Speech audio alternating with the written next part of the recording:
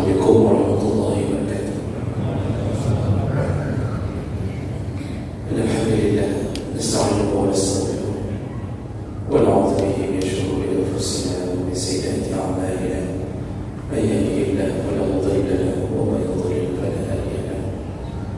Asyhadu an la ilaha illallah wahdahu la syarika lahu wa asyhadu anna Muhammadan 'abduhu wa rasuluhu. Allahumma shalli wa sallim ala nabiyyina Mustafa Muhammadin wa ala alihi wa sahbihi ajma'in. Rabbi shrah li sadri wa yassir li amri wahlul 'uqdatam min lisani yafqahu qawli. Segala puji bagi Allah, kaum yang salawat dan salam pada Rasulullah, pada keluarga dan seluruh sahabat-sahabatnya.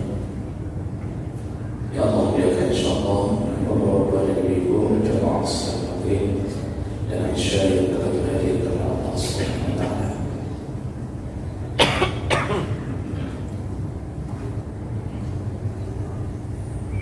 Di pertemuan kita sebelumnya, kita sudah menyelesaikan pembahasan tentang fadilah atau keutamaan beriman kepada qada dan qadar.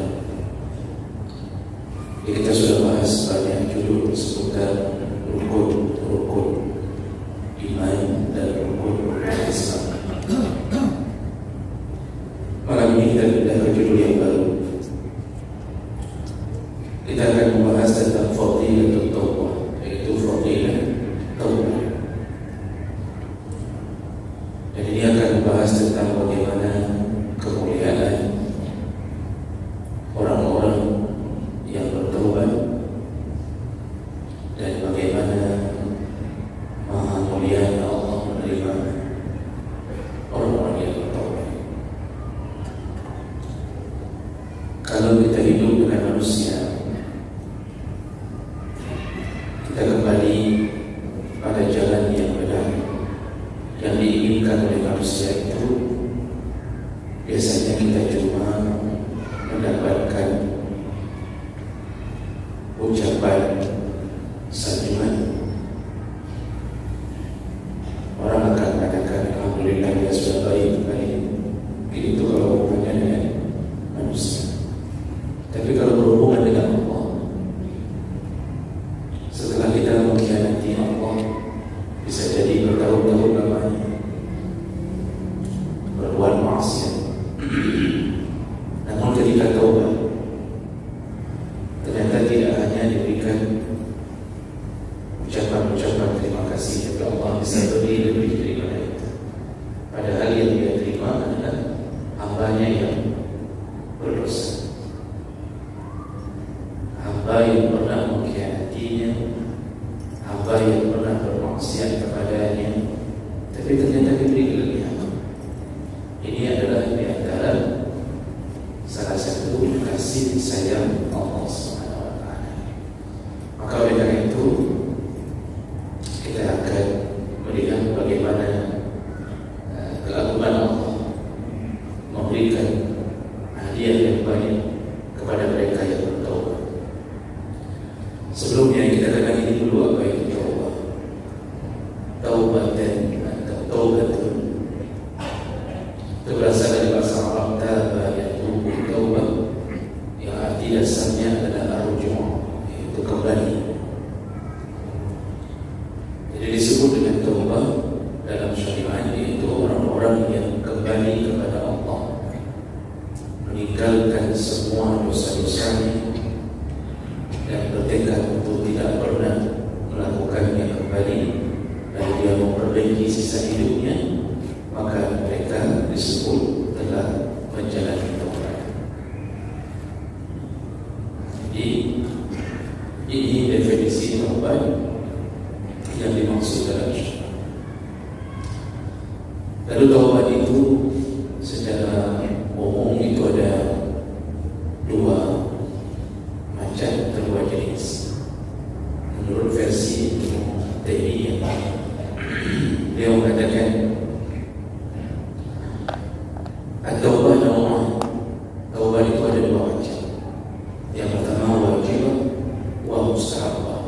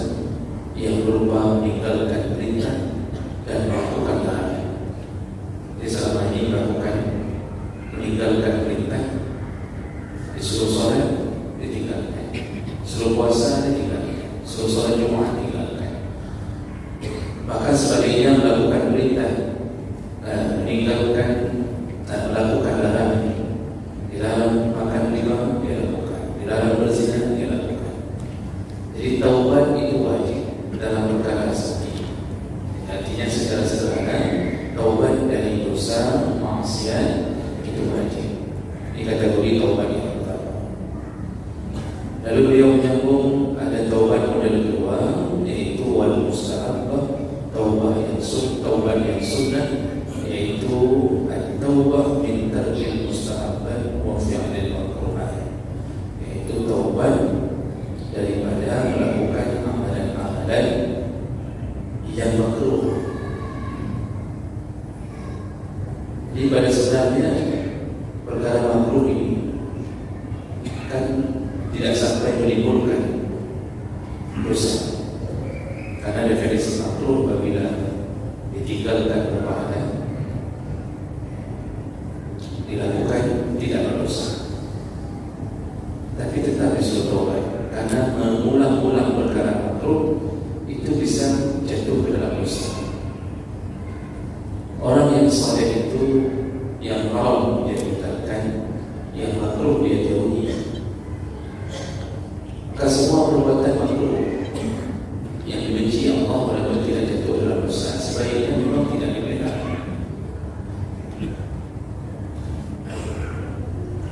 Orang yang saleh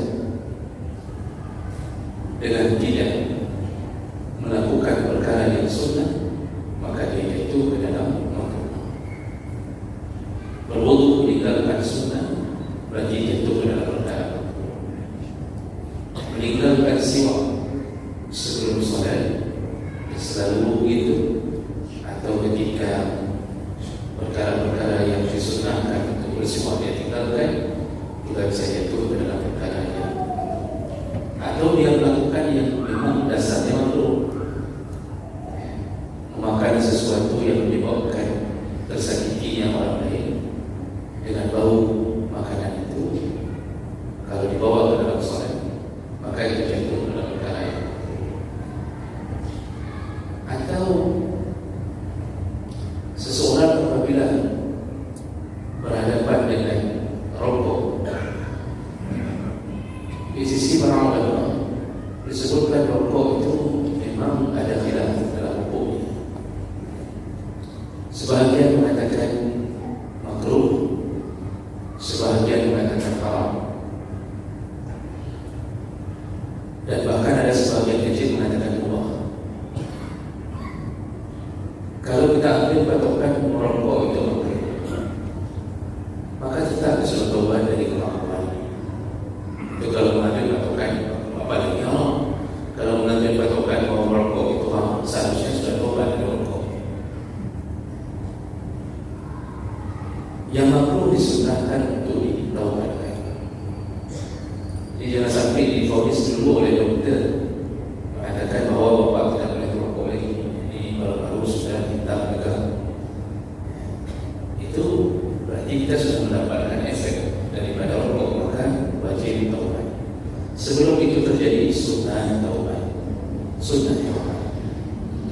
Oh, kita tidak bicara tentang mudaratnya, karena ada orang mengatakan bahwa merokok itu kan cuma makruh saja, dan saya pun tak pernah sakit dengan merokok.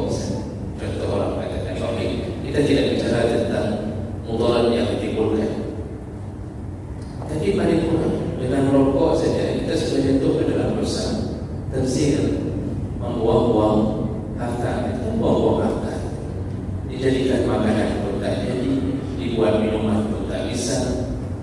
Setiap hari habis sampai puluhan ribu hanya untuk menyediakan rokok. Belum lagi sedikit demi sedikit mudarat mulai timbul. Itu belum lagi bicara tentang istri yang kemudian minta cerai gara-gara suaminya merokok. Di mana baiknya?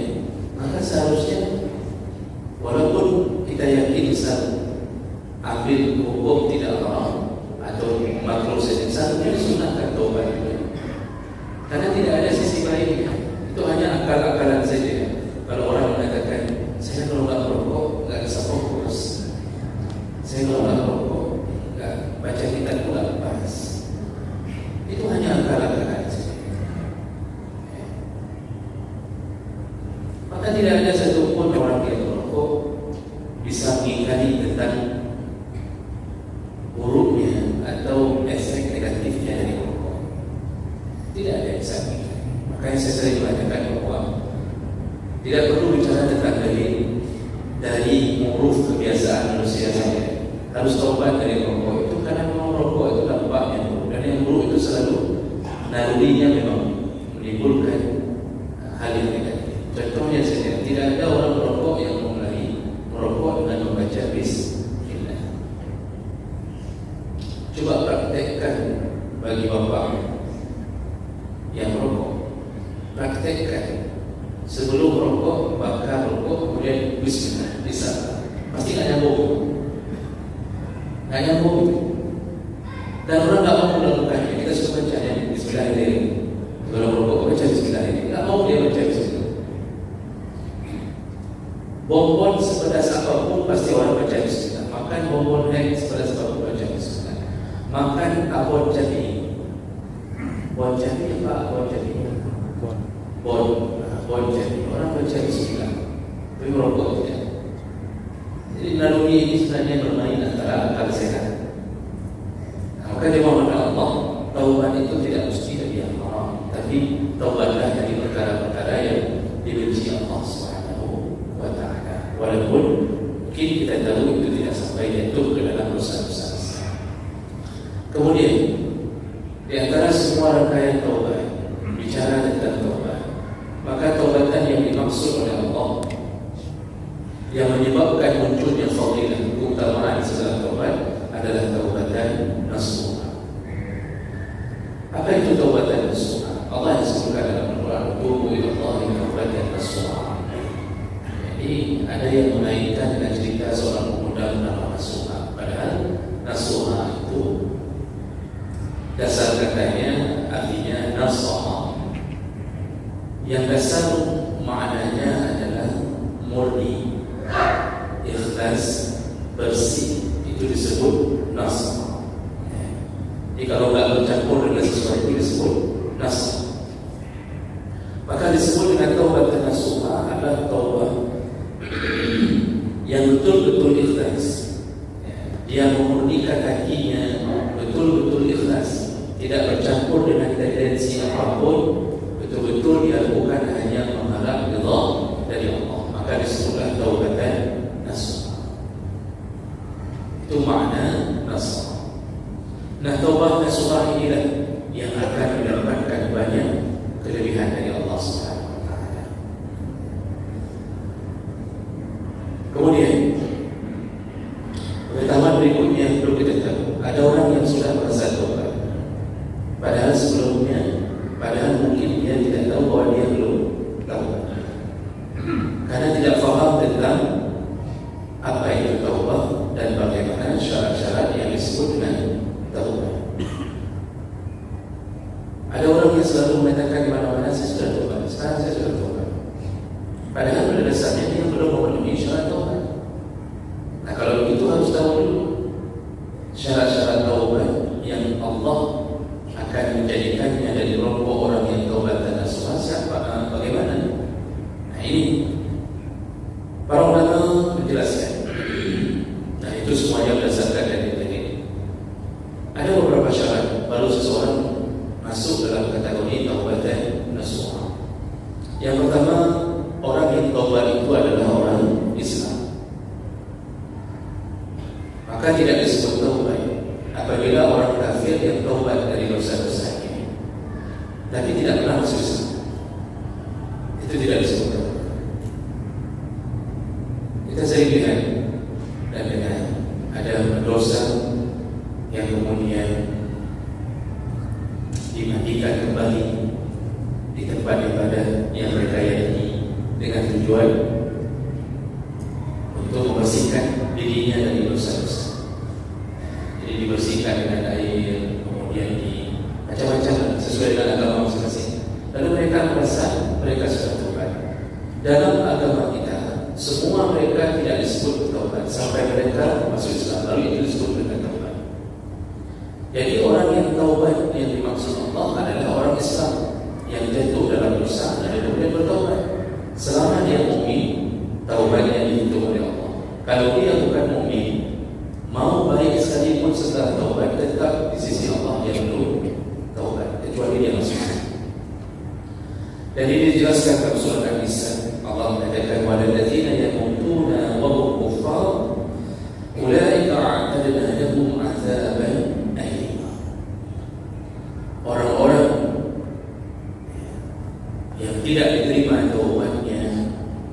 yaitu yang betul mereka mati wahum kufar, mereka masih dalam keadaan kafir. Mati masih kafir, maka tidak diterima apapun proses yang dia katakan selama hidupnya. Dia telah taubat, dia telah ingin, telah kembali pada Tuhan, yang tidak diterima Allah. Mereka mati dalam kekafiran dan mereka tetap bukan orang yang bertaubat.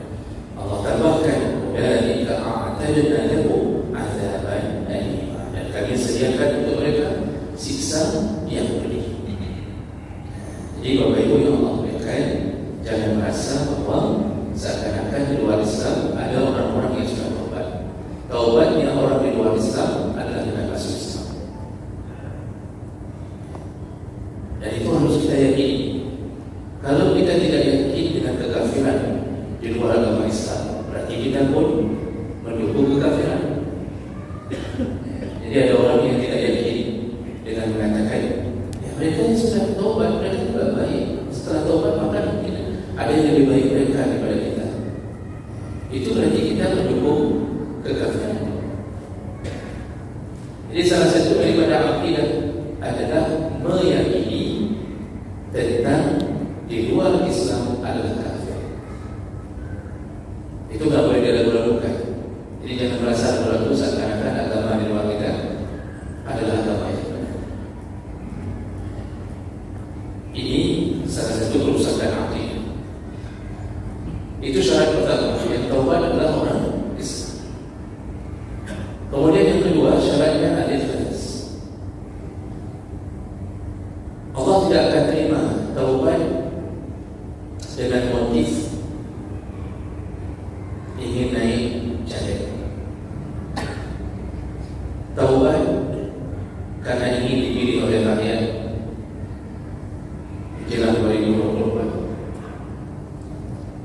atau taubat karena dipaksa istri, atau karena mengharapkan seseorang untuk menjadi istrinya. Jadi bukan murni ikhlas karena Allah. Taubat karena dipaksa oleh komandan. Jadi kata komandan ini, kalau enggak taubat saya tidak akan naikkan pangkat. Taubat dia, tapi karena kenaikan pangkat. Begitu komandan ini dipindahkan ke tempat lain, dia kembali seperti biasa. Taubatnya dia itu tidak diterima. Bukan murni karena Allah Subhanahu wa Ta'ala. Ini macam-macam motif taubat. Ada yang karena pertemanan, karena sedang berteman dengan orang-orang yang dia butuhkan, lalu dia taubat. Ada yang kemaslahan tanya karena harta, ada karena perempuan, jabatan, macam-macam. Tidak diterima Allah taubat kecuali dasarnya ikhlas. Semua tanpa keikhlasan tidak diterima. Nabi SAW melalui hadis Abi Umamah Al-Bahili, "Ja'a rajulun ila Nabi SAW berkata," ada seseorang mendatangi Nabi SAW, lalu beliau berkata, "Ara'aita rajulan bazza yaltabisul ajra wa zikra." Ya Rasulullah, bagaimana pandanganmu tentang seseorang yang berjihad, yaitu mengharapkan upah dan supaya dikenal orang. Jadi ada orang berjihad mengharapkan upah, maksudnya harta rampasan perang, dan sekaligus dia mengharapkan supaya namanya dikenal sebagai pemberani, sebagai pejuang. Bagaimana menurut pandangan Rasulullah di atas jihadnya? Faqala Rasulullah sallallahu alaihi wasallam, Rasulullah berkata, la syai'a lahu, dia tidak dapat apa-apa dari Allah. Fa'alaha salasa marat, Rasulullah menyebutkan dan mengulang-ulang 3 kali, tidak ada pahala dari Allah, tidak ada pahala dari Allah. Lalu kemudian Rasulullah sallallahu alaihi wasallam menyebutkan di ujung hadis, "Inna Allah la yaqbalu min al-'amal illa ma kana lahu khalisan wa btagha bihi wajh Allah." Tidak ada satu amal pun yang bisa diterima Allah kalau tidak didasari dengan ikhlas dan mengharap wajah Allah. Arti mengajak wajah, mengharap ridha Allah. Tidak ada satu amal pun tidak diterima. Karena Allah mengatakan, "Wa ma umiru illa liya'budullah mukhlishina lahu din." Mereka tidak disuruh beramal kalau mereka tidak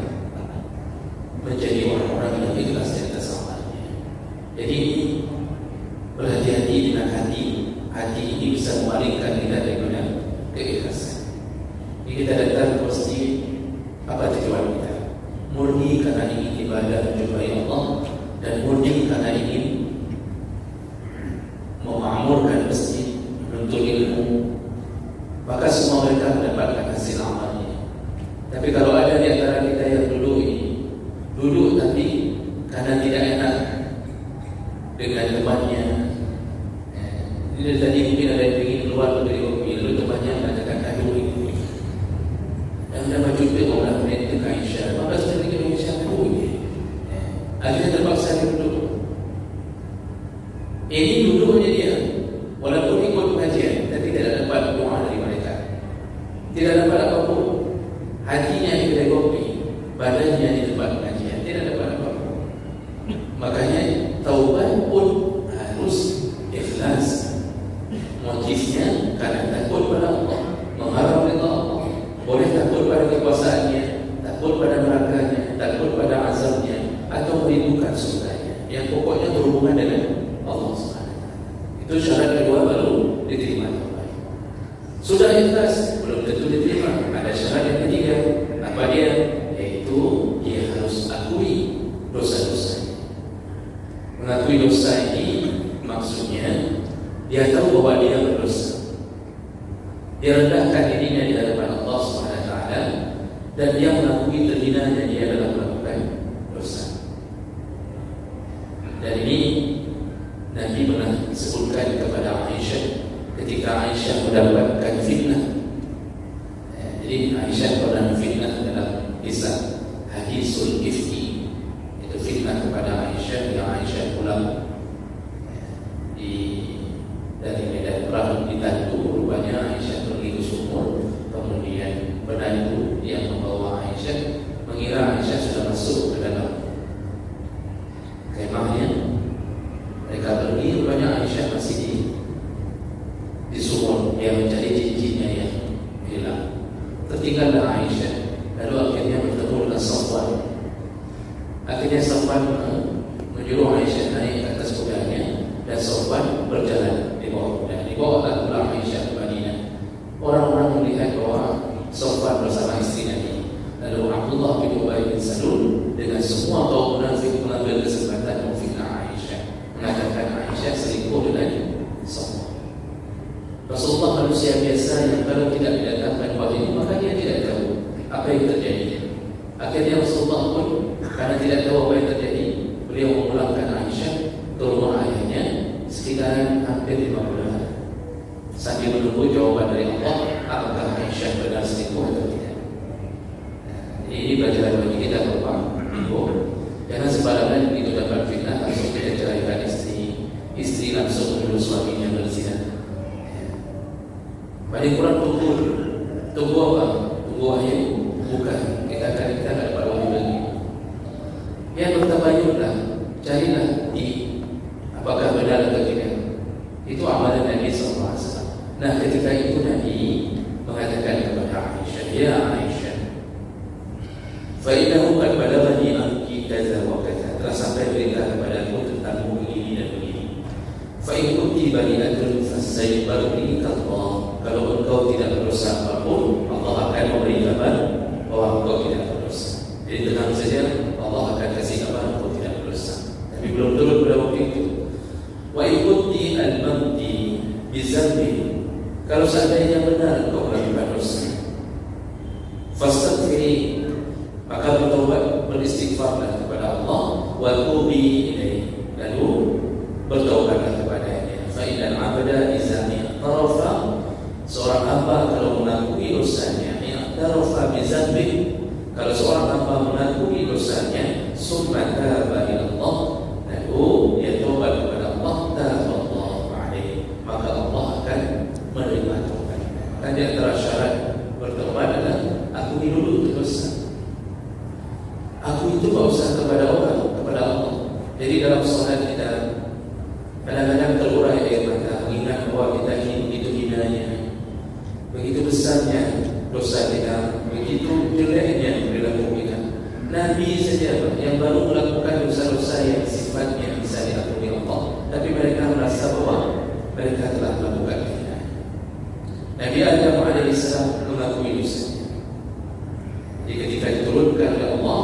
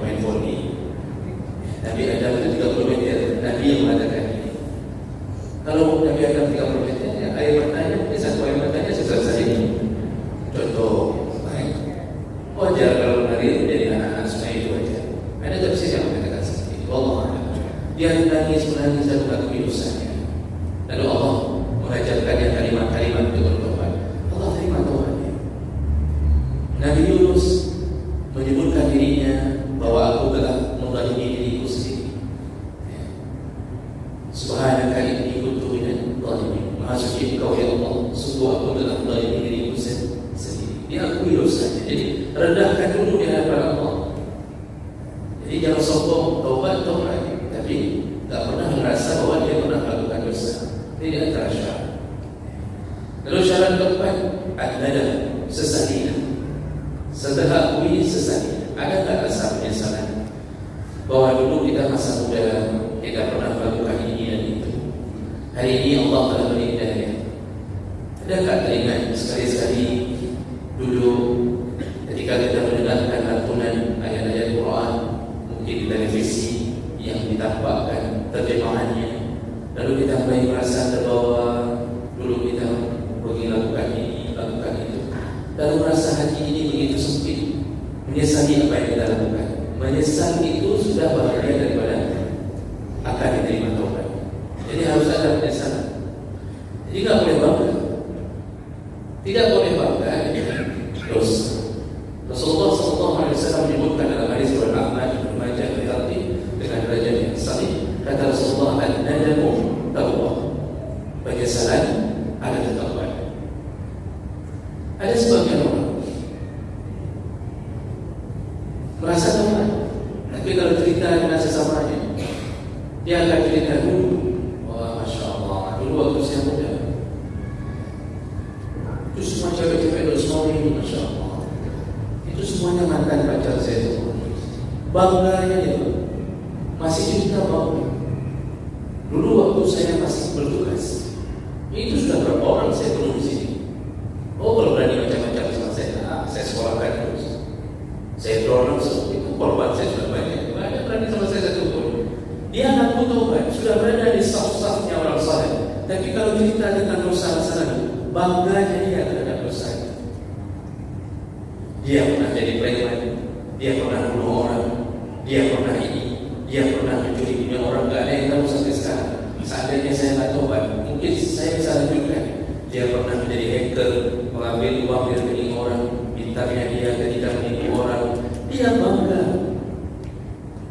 Kalau itu cerita masih keluar, walaupun kita salat lalu rasa taubat, kita tidak perlu masuk dalam taubat, belum masuk. Seharusnya orang itu kalau dengar ceritanya, orang menyinggung saja dosa dia, sampai ketemu sama teman lama, lalu mengatakan, Masya Allah, bertobat dia. Kan dulu kan kamu yang bekas sekolah kita. Contoh, langsung dia marah. Jangan cerita itu lagi.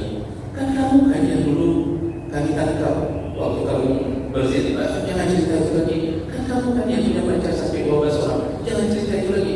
Dia merasa tersinggung kalau ada orang yang menceritakan tentang dosa-dosa, karena rasa sakit di hatinya, tidak ingin kembali ke tempat itu. Itu sudah baik, insya Allah diterima tempatnya. Ini kok malah bangga. Kalau perempuan itu kadang-kadang cerita sesama ibu-ibu waktu tadi dulu-dulu dalam satu warisan, kan? Jadi sebelum ditarik dulu cerita-cerita, atau seorang ibu cerita sama anaknya, mama dulu waktu muda, kalau mama pergi ke pasar Impres, semua pedagang jatuh, bertebaran jatuh, melihat keseksian mama. Mama ini kan baru jilbab, tahun-tahun sekitar umur 55 atau 55. Tepuk tangan bapak muda bapak dari bapak. Sebelumnya mama, bila suami ini dikenal mama ini. Mama pernah ikut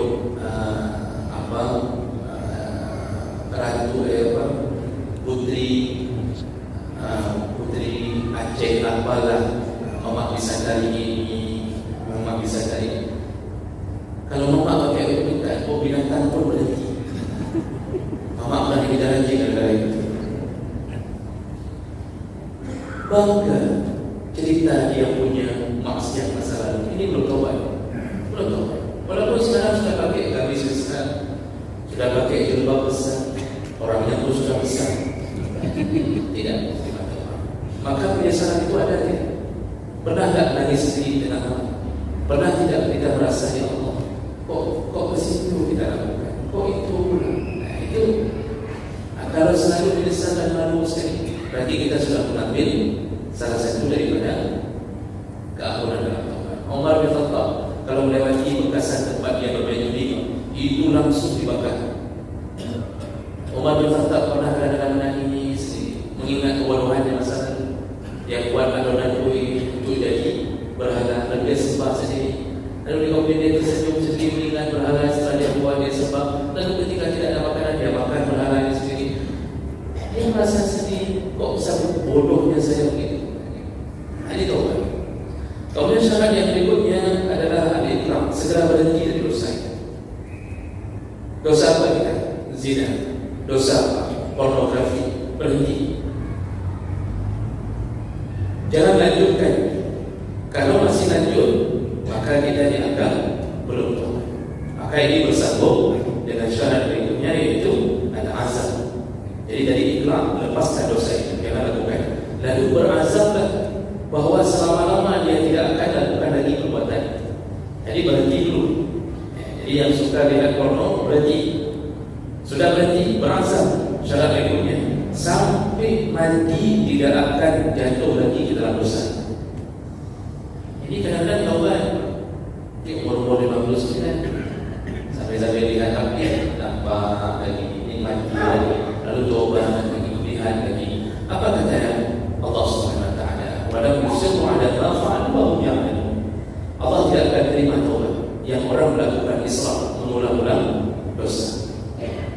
Oh, ada dosa yang dia berhenti, tapi berhenti daripada dosa yang lain. Berhenti dari mencuri, tapi mulai berzina. Berhenti dari berzina, mulai menipu. Itu juga tidak disebut dengan berhenti. Jadi berhenti keseluruhan dari semua maksiat-maksiat. Lalu berjanjilah tidak akan mengulanginya sampai kapanpun. Sampai kapanpun. Dan kemudian dimahkan Allah yang terakhir ayat. Tadi sebentar ada catatan. Kalau dosa itu berhubungan dengan manusia, maka harus selesaikan. Jadi berhenti dari dosa itu dengan Allah, berhenti. Tapi kalau berhubungan dengan manusia, selesaikan. Hutang bayar. Jadi taubatnya orang hutang bayar.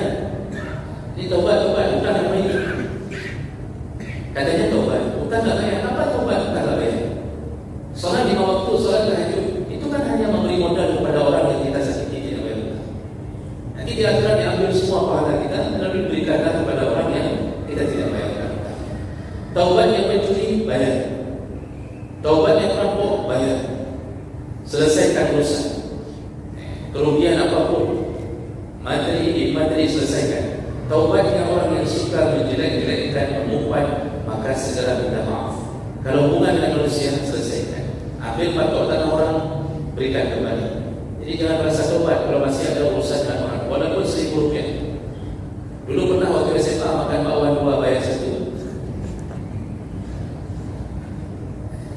Atau waktu beli nasi, taruh ikan 1 di bawah nasi, 1 di atas nasi. Ini pengalaman kaki di lantai.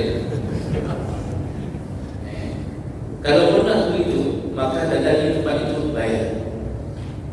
Tidak ada lagi jumpai ahli waris. Ahli waris yang pun tidak tahu mana, berikanlah sedekah ke tempat-tempat yang disuruh infakkan Allah, lalu niatkanlah sedekah itu untuk membayar hutang. Maka orang itu telah mendapatkan pahala sedekah dari uang yang kita bayarkan hutangnya. Itu kalau tidak dapat lagi orang.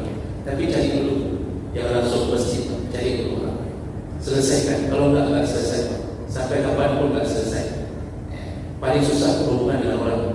Maka yang sudah mencuri yang jadi susah kembalikan. Karena nanti tidak tahu lagi rumah mana yang pernah dicuri. Apalagi yang dicuri rumah sewa, yang sewanya sudah pindah-pindah. Jadi hati-hati dengan urusan ini. Dan yang terakhir, taubat itu diterima kalau masih di dalam masa diterima taubat. Kapan masa diterima taubat? Ada 2, yaitu masa sebelum ajal datang dan sebelum kiamat datang. Itu yang menjadi syarat diterimanya taubat. 7 perkara ini dapat, insya-Allah taubat kita diterima Allah. Insya-Allah pertemuan yang akan datang kita akan masuk ke dalam apa kelebihan orang yang sudah bertaubat. Dan cukupkan, insya-Allah kita ketemu kembali di pertemuan yang akan datang. Subhanallah wa bihamdihi, asyhadu an la